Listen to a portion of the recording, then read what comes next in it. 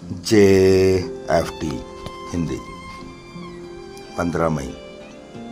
चौथे कदम का भय।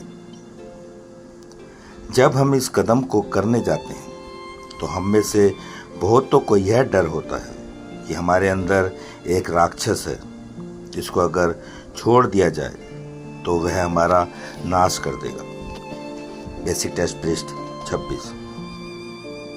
हम में से अधिकांश अपने अंदर झांकने और अपनी अंतरात्मा को परखने से बहुत तरह से भयभीत रहते हैं। हमें भय है कि अगर हम अपने आचरण, कर्म और अपनी नीयत का मुआयना करेंगे तो हम अपने में स्वार्थ और घृणा का एक अकूत गहरा काला कुआं पाएंगे। लेकिन ज्यों ही हम चौथे कदम की तरफ बढ़ते हैं, हम पाते हैं कि हमारे ये तमाम डर एकदम खोखले और अनुचित हैं। दूसरे लोगों की तरह हम भी मनुष्य हैं, मनुष्यता में ना उनसे कम और ना ज़्यादा।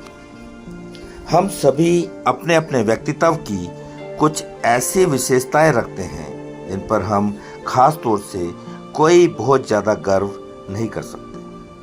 बुरे दिन में हम सोचने लगते हैं कि दूसरों की तुलना में हमारे चारित्रिक दोष कहीं अधिक खराब हैं। हम आत्मसंशय के क्षणों से गुजरने लगते हैं।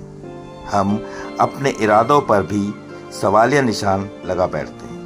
यहाँ तक कि कई बार हम अपनी हस्ती को ही कोसने लगते हैं।